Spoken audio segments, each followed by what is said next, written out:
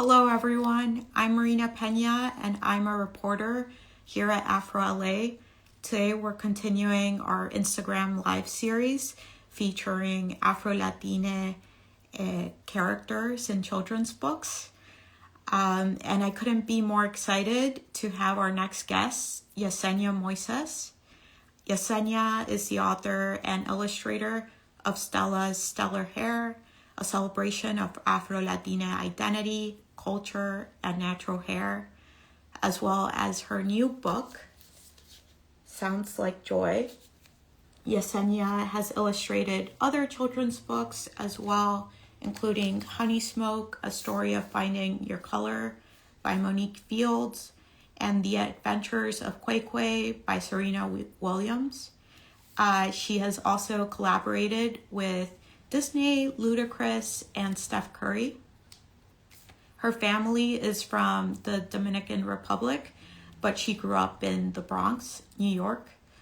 In addition to her work in books, Yesenia is a toy designer, specializing in Afro-fantasy.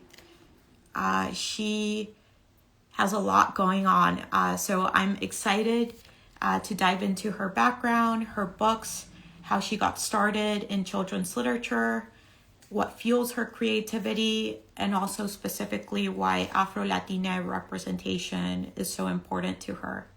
So let me get connected with her here.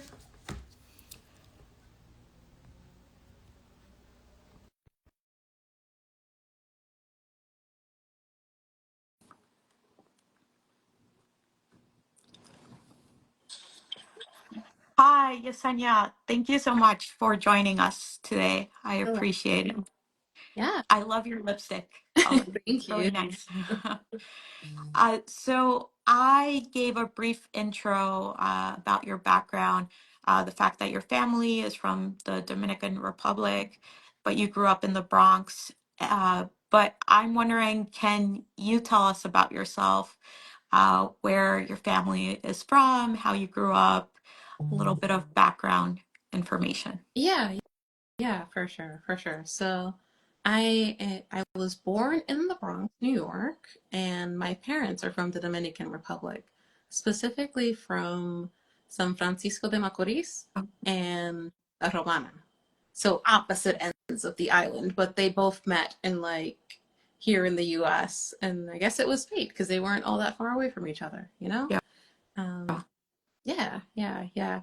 And And as when did they come to the US? oh, I feel like the way they retell it, it's somewhere in the 80s, if I have to Oh, say.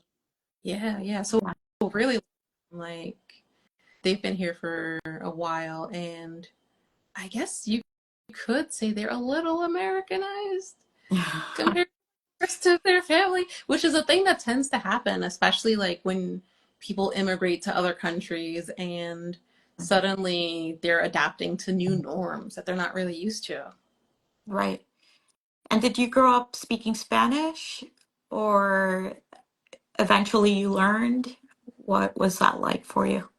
So I grew up speaking Spanish and English. The way that my parents did it was that they would pretty much, my dad would speak to me entirely in English, and like his English definitely had an accent. When but he would always speak to me in English, and sometimes like I remember growing up, I would speak to him in English and he'd respond in Spanish. And that was how we communicated. Whereas with my mom, she spoke purely in Spanish. She did like learn English to pass the citizenship test like years ago when I was a kid. Um, so that was pretty cool. But at home, she was very adamant about like making sure that her children knew Spanish. Right. She must have thought that eventually you guys would learn English in school and activities, right? So Yeah. that makes sense. So your interest in writing, when did that spark? Because I know that you're an illustrator as well. Have you always been interested in writing as well, or did that grow over time? I feel like that's something that came over time. I was someone who really loved drawing more than anything else, coming up with characters and worlds for those characters. But it wasn't until like my high school years that I wanted to like build stories for them, Mm. like have these characters that I was making up like do things and go on adventures instead of just being a pretty picture on the page. Right.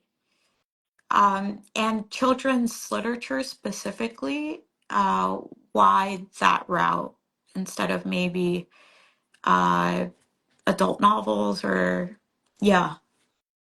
So I went to school at FIT, the Fashion Institute of Technology, and that's a an art and design school based in New York City where there are a variety of art majors. It's obviously because of its name, it's known for fashion, but I went there because I wanted to study illustration.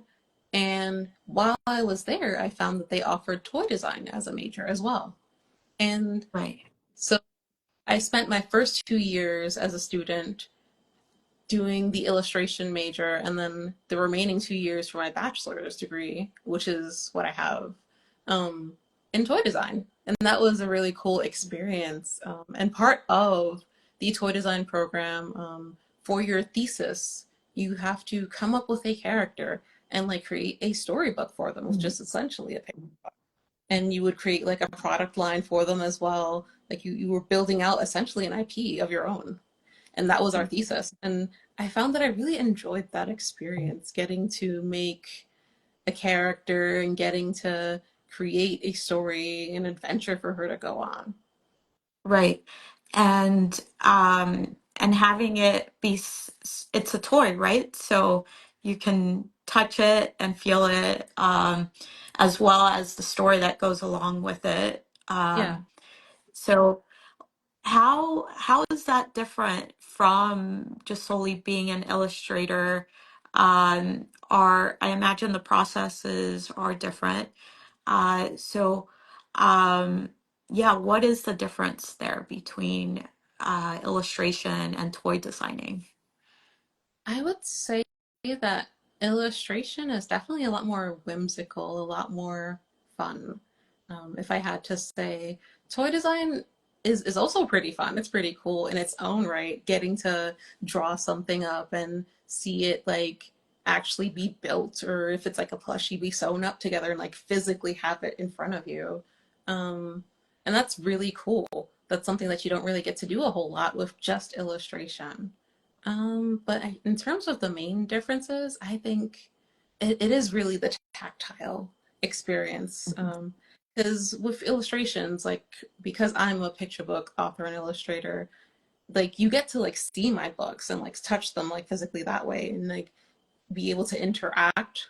But when it comes to toys, like it's like an actual tangible thing that you can play with, and I think that's pretty cool. Right.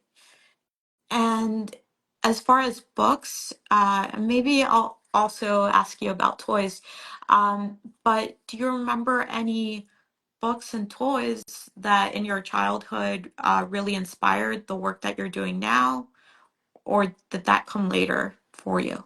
I feel like a lot of the more book inspiration came later. I was definitely a very nerdy kid growing up. I really loved comic books and, cartoons and anime. And that was like where a lot of my interests lied art wise. And so when it comes to stories and my interest in that and toys, I think that was definitely older because I had toys that I really loved as a kid, but Mhm. definitely like the Fisher Price telephone, like that's a big one.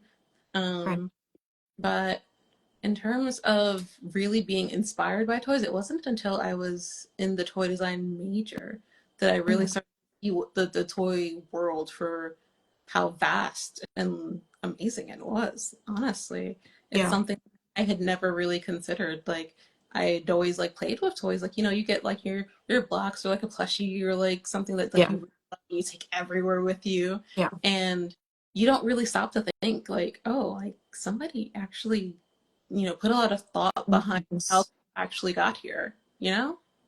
Right. Right.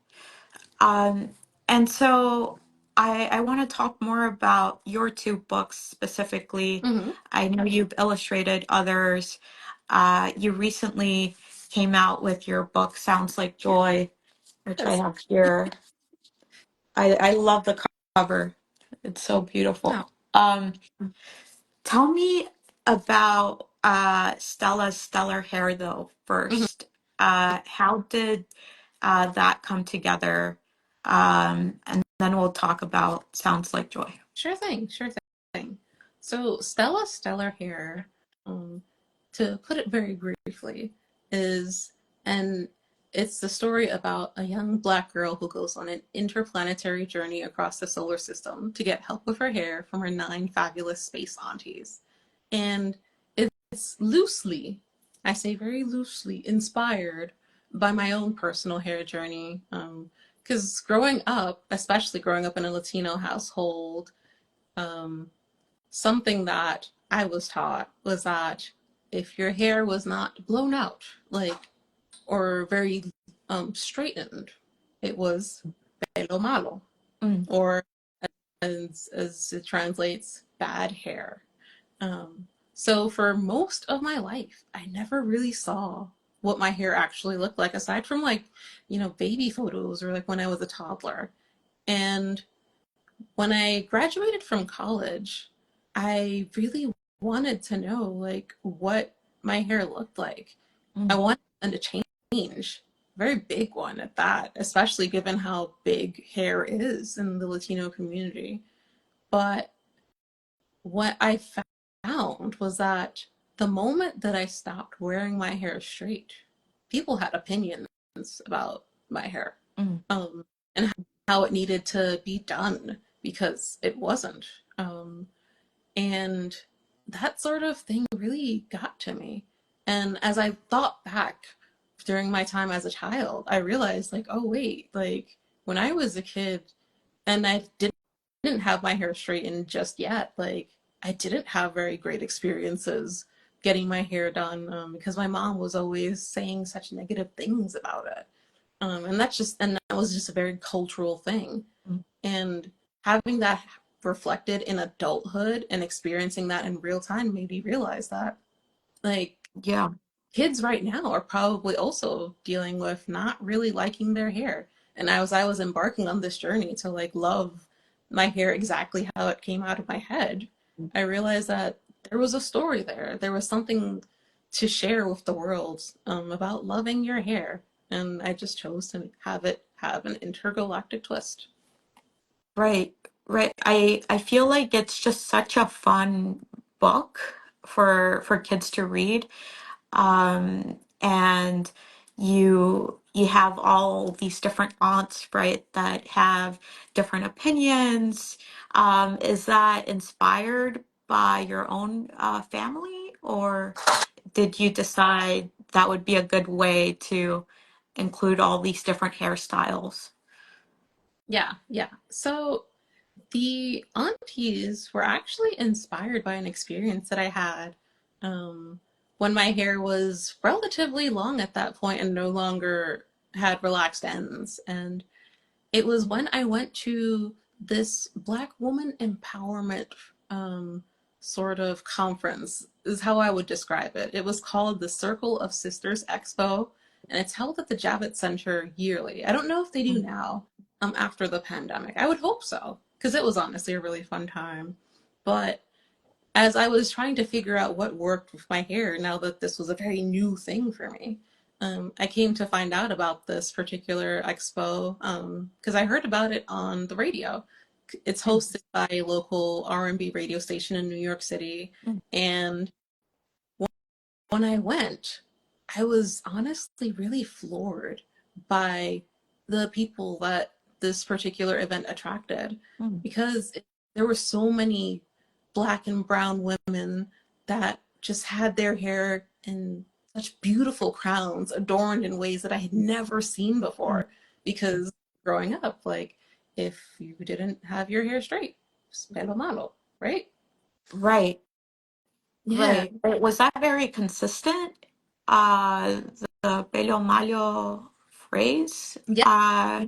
Yeah, yeah, it's a very consistent thing, I think, honestly, in a lot of Latino cultures, Right. um, because there's, I would say, a little bit of anti-blackness there. Right. Um, Unfortunately. yeah, Right. Yeah. Um, and so now tell me about Sounds Like Joy. Um, so I read it. I just thought the way that you put the story together, like it just flowed so well. And it was also just so fun going through this journey with all the different sea animals, right? hmm Um, and like the final realization, right, that she has that it's about the community that she has around her, and that the jingle jangle, while the sound it makes, it's beautiful, it's not what is really bringing her joy, right? hmm Or at least that's how I interpreted it. And so tell me about the the idea behind Sounds Like Joy. How did you come up with this book, and tell me about the process a little bit of putting it together. for sure, for sure. So, Sounds Like Joy came about when I had posted a picture of a mermaid who was sitting very serenely on some coral. I had posted it a couple of years ago, and the number one thing that I noticed when I had posted it on all of the different social media platforms was that people kept commenting that the piece brought them joy.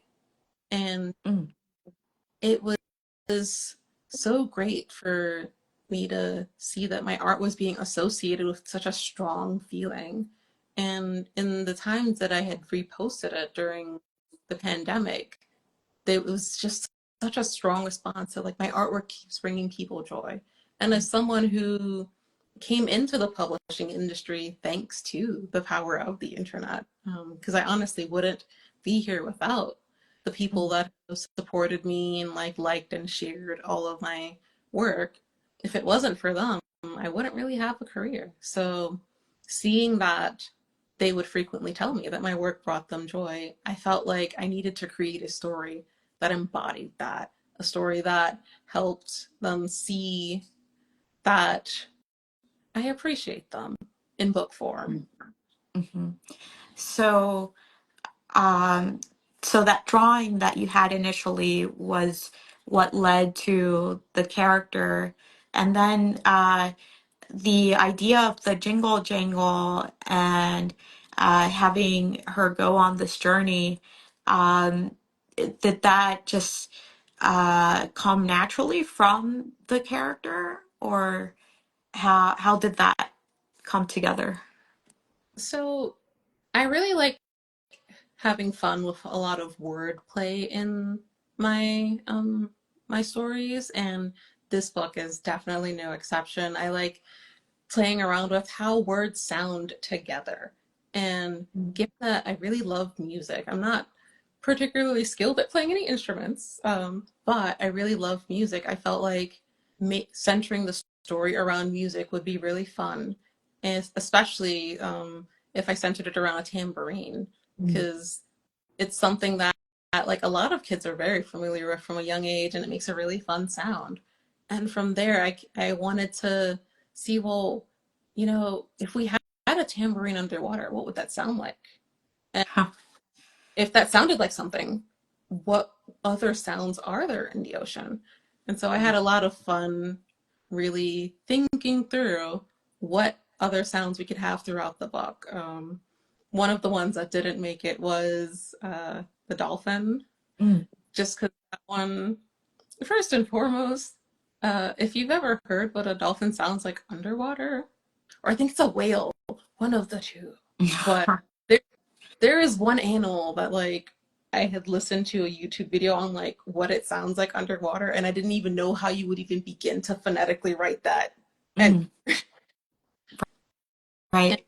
yeah, and the same with like a trumpet, because in the book I have a seahorse, and like I really like I had come up with his design like Yeah. really early on, and I really I had this idea like, okay, when like, he's gonna play his little trumpet.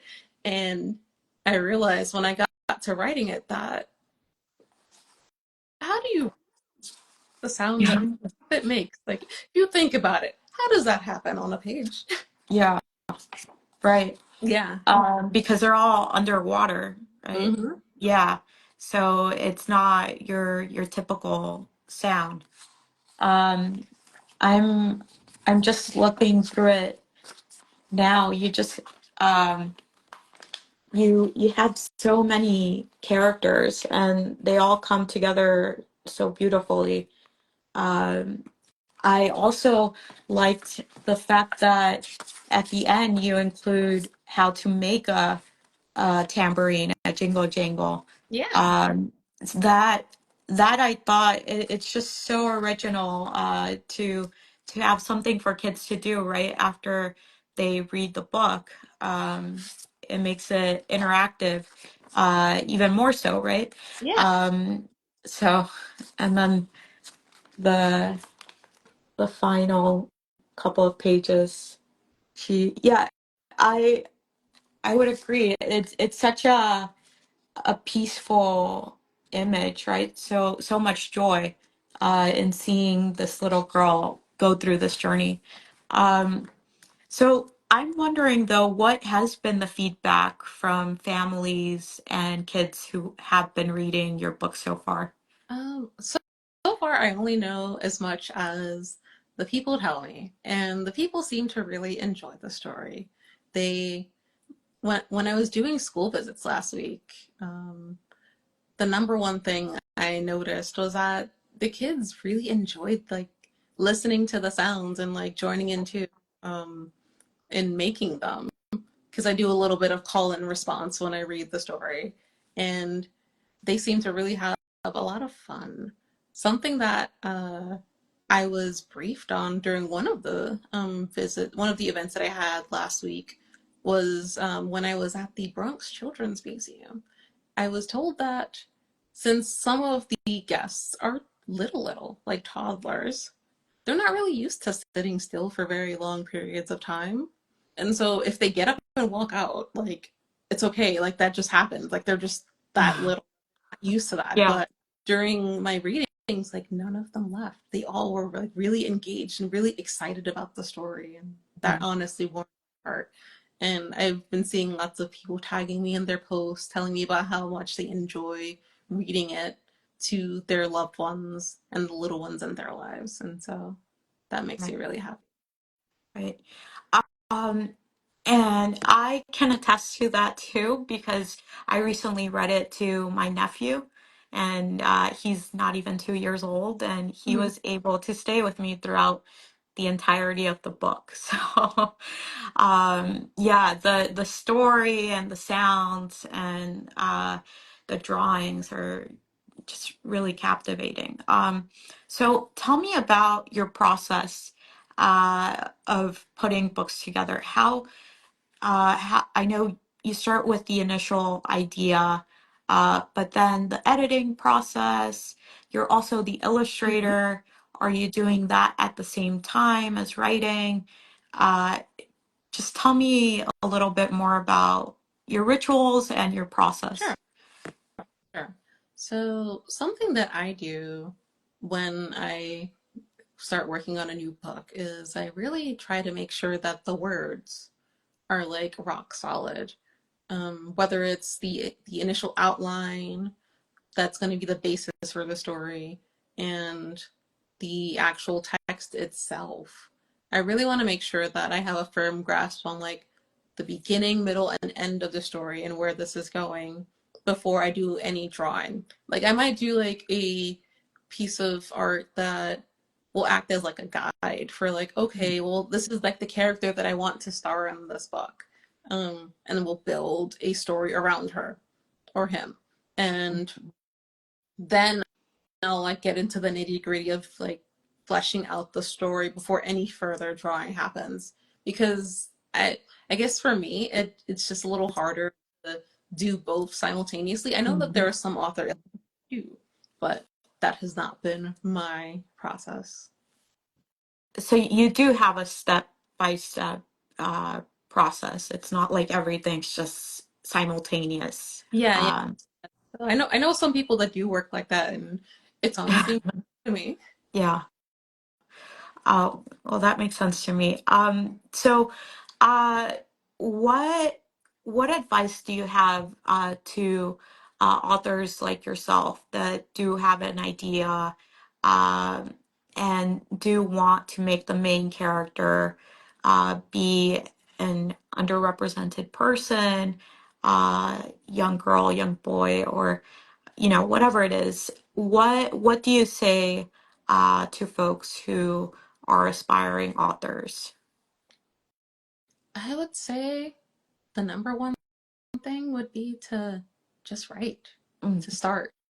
Because that can sometimes be the most daunting part of the process, to figure out what words you're going to put on the page, yeah, since you are most likely your own worst critic. And that's that sort of analysis paralysis of trying to make sure that everything is like perfect before you even share it with someone, um, can be where a lot of people stop on their author journey. So I think starting first and foremost is probably the most important thing you can do. right. And I'm curious in your case, since uh, you are the illustrator and also the writer of Mhm. your books, um, are you starting immediately with the drawings, or has it been case by case? I know for this book, um, the drawing of the mermaid is what really sparked the idea. But when you just start, is it usually a drawing or an idea and you just jot it down? Yeah. So for me, it does start out with an idea. It's something that, um, the way that I know that it's something that can become a book is when it kind of lingers in my thoughts and doesn't really leave me alone. It's something that keeps circling back, and it's like, oh, you know, this would be pretty cool. But over the course of like weeks at a time, where it's just taking up headspace. Um, and that's something that I notice for the stories that do like make it into becoming reality. Mhm. And I would say that starting out, it is really with the idea Mhm. more than anything. And then Right. after that, we get a little more detailed.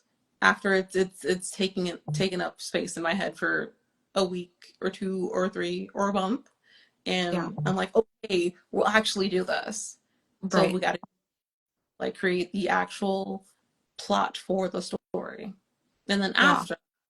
after we have like the basic building blocks of, okay, here's the beginning, here's the middle, here's the end, here's the stuff that happens in between, we get into actually writing the manuscript, the actual words that'll be on the page. Hmm. And this is where I would have a publisher step in, and we would work together on like noodling that sort of thing out. And after that is when it's like, okay, we can actually draw the book. Right. So it's really an idea that's staying with you that you just can't get out of your head. Mm-hmm. Um, that sounds like that's when you know that you have something. Um, so I know your two books are different. Also, the books that you've illustrated, uh, The Adventures of Quay Quay. Um, I specifically want to touch on your two books. What messages do you hope stay with readers? I know they're really different, but just what do you hope stays with folks after they're done reading them to their children or themselves? Um, what would you say you hope stays with them? For which books in particular? Uh, Or, For Stella's stellar hair and also sounds like joy. I know one is more so a celebration of hair, mm-hmm, um, and the fact that all of these different hairstyles are beautiful, right? mm-hmm. Um, and then sounds like joy to me is just uh, what stayed with me is the fact that your community and those around you are what's really important, right? Hmm. So, yeah, what do you hope stays with young kids who are picking up your books? Do you hope that they see themselves in them if they are Afro-Latine, or if they're not, right? Do you hope like the messages like really stay with them? Uh, what would you say? I would say that the biggest thing that I hope for the children that read my books is that they walk away feeling like they're seen, valued, and appreciated, and something worth celebrating, especially in today's world where we're having so many changes in legislation and like terms of book bans that are trying to erase certain backgrounds existences, and I think that's going to have a very deep ripple effect for the children that are growing up now. So the number one thing that I want them to know when they read my books is that they are worth celebrating. Like if they're Mhm. brown, they're worth celebrating. They're valued. They are magical. Um, even more so today.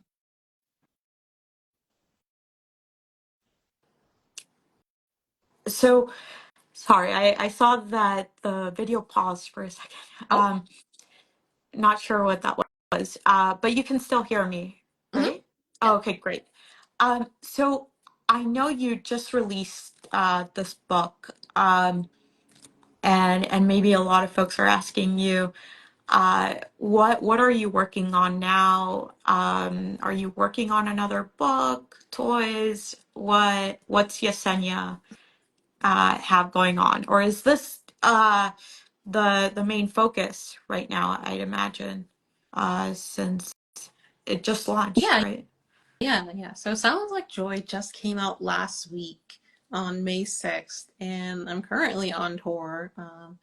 I've got to post my graphic letting the people know because I do have a lot planned for this next month or two. It's really exciting. I can't wait to meet everyone in the places where I'll be doing events. Outside of that, I do have another book in the works, though I Mhm. don't think I'll say anything about that just yet. You'll have to wait and see. Yeah. But not for this year, right? Oh, Not for this year. Publishing okay. takes a lot longer than you think. It's a very Right. slow industry. Right. Right. That makes sense. Uh, Yesenia, thank you so much for joining me. I really appreciate it. And I hope folks check out this conversation once I post it here on AfroLA's Instagram Live. Again, Yesenia is the author and illustrator of Stella's Stellar Hair and Sounds Like Joy. She's also illustrated a bunch of other books. I hope you guys will check them out.